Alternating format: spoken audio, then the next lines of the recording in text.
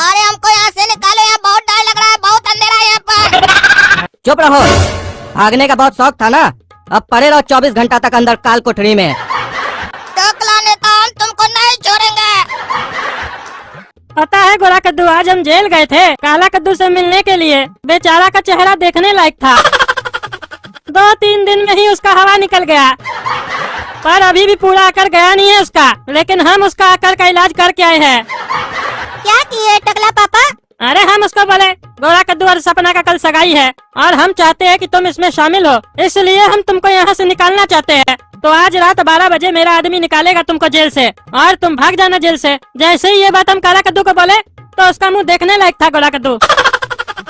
उसको हमारा बात पे यकीन ही नहीं हो रहा था, पर तुम्हारा और सपना का सगाई का बात सुन के ना बेचारा सोच में पड़ गया और हमारा बात मान लिया। तो काला कद्दू अभी जेल से बाहर निकल गया होगा टकला पापा। अरे नहीं रे भकुआ, हम उसको जेल से निकालने थोड़ी ना गए थे, हम तो उसको फंसाने गए थे और फंसा भी दिए बेचारा को। अभी अभी जेल से फोन आया था हमको, काल कोठरी में डाल दिया उसको 24 घंटा के लिए। बहुत होशियार बनता है ना, आज सारा होशियारी निकल जाएगा उसका। लेकिन हमको ये भी पता लगाना है कि जेल में ऐसा कौन है जो काला कद्दू से नफरत करता है और उसको तकलीफ देके मेरा काम कर रहा है। अरे पापा, किसी से पंगा लिया होगा जेल में, क्योंकि काला कद्दू कहीं भी जाता है ना तो दोस्त से ज्यादा उसका दुश्मन बन जाता है, क्योंकि काबिल जो बनता है और अपने आप को होशियार भी समझता है। बात तो तुम्हारा सही है, पर हमको यही तो पता करना है जेल में उसका नया दुश्मन है कौन। सोचो, उससे अगर हम लोग हाथ मिला ले तो काला कद्दू को जेल में और परेशान कर सकते हैं। तो आप आज जेल गए थे तो पता नहीं किए? अरे पूछे जेलर और हवलदार से, लेकिन दोनों बोला पता नहीं कौन था। पर हमको उस लोग का बात पे यकीन नहीं हुआ कि उस लोग को कैसे नहीं पता होगा, क्योंकि जेल में कैमरा का जाना और वहाँ से लाइव शो चलाना ये मामूली बात थोड़ी ना है, और बिना जेलर को मिलाकर ऐसा कोई कर ही नहीं सकता है। हम तो पता लगा कर रहेंगे। चलो अब सो जाओ गोरा कद्दू। हाँ सो रहे पापा, लेकिन हम आपको थैंक यू बोलना चाहते हैं। आप हमको अपने साथ अपने घर में सोने का मौका दिए। यहाँ हमको नींद बहुत अच्छे से आती है, क्योंकि आपका पलंग का गद्दा बहुत मुलायम है और आपका रूम भी बहुत ठंडा है। अरे बेटा, तुम हमारा होने वाला दामाद हो, टकला नेता का होने वाला दामाद हो। दामाद ये तो कुछ भी नहीं है, आगे आगे देखो तुम्हारे साथ क्या क्या होता है। चलो अब सो जाओ। अरे हमको बहुत भूख लग रहा है, पेट में भी दर्द हो रहा है, कल रात से कुछ नहीं खाए। अरे ये लाइट कैसे बंद हो गया?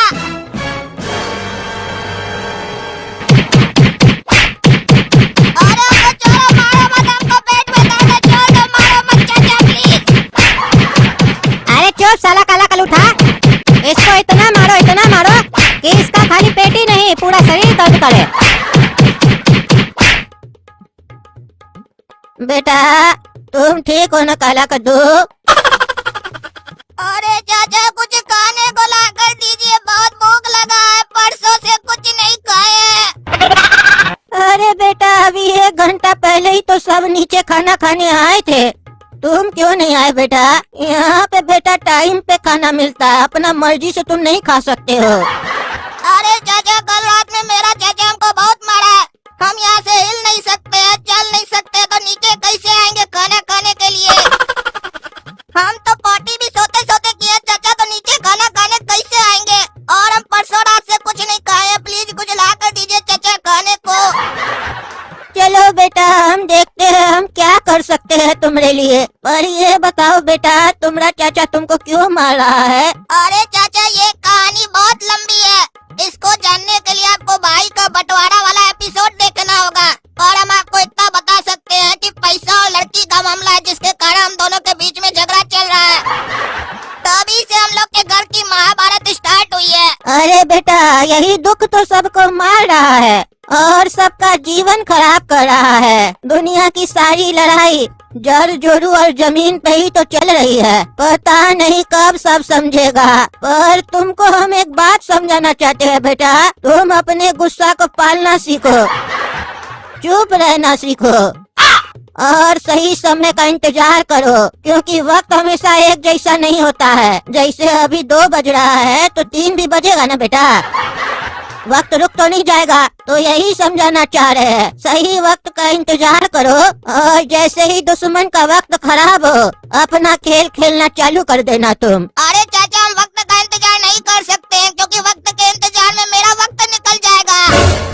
फिलहाल तो बेटा तुम्हारा कुछ और निकल गया है, उसको भी तो साफ करना है ना बेटा। सुनो, जो हम समझा रहे हैं ध्यान से समझो। इंतजार करना सीखो सही वक्त का, नहीं तो वक्त के निकलने से पहले तुम इस दुनिया से बाहर निकल जाओगे, जैसे अभी तुम्हारा पॉटी निकल गया है। अरे चाचा, अगर मेरा चाचा जेल के बाहर होता ना तो मेरे साथ कुछ भी नहीं कर पाता, लेकिन यहाँ जेल में पुलिस हो या कैदी सब उसका ही है, इसीलिए हम कुछ नहीं कर पा रहे हैं। अरे तो बेटा यही तुमको हम समझा रहे हैं, जेल में ना ताकत से काम बनता है और ना ही बुद्धि से।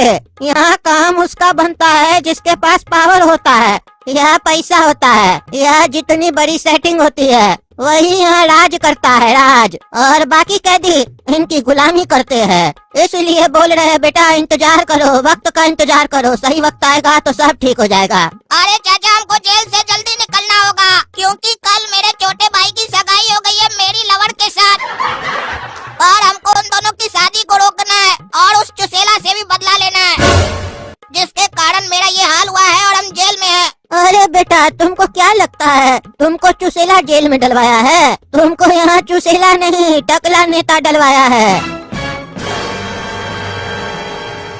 अब हमको सारा खेल समझ में आ गया है। क्या खेल समझ में आ गया आपको चाचा?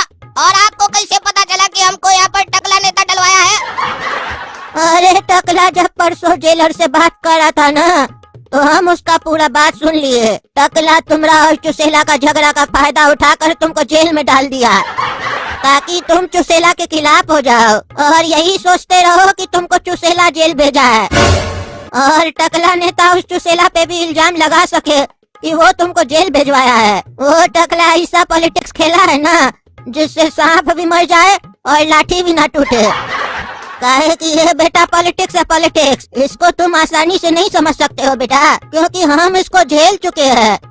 और तुमको पता है तुम्हारा चाचा भी इस जेल में 1 महीना पहले ही आया है, और यहाँ आते ही सारा गलत काम करने लगा। तुमको पता है कुछ कैदी को अपने साथ मिला लिया और बाकी कैदी को डरा कर गुलाम बना दिया, और उनसे सारे गलत काम करवाता है। और उसको यहाँ रोकने वाला भी कोई नहीं है, क्योंकि वो सारा पुलिस वाला लोग को पैसा खिलाता, पैसा। और तुम जानते हो पैसा कितना गर्म होता है, किसी का पॉकेट में जाता है तो पॉकेट गर्म हो जाता है, और फिर उसको भी गर्मी चढ़ जाता है शरीर में, देह में।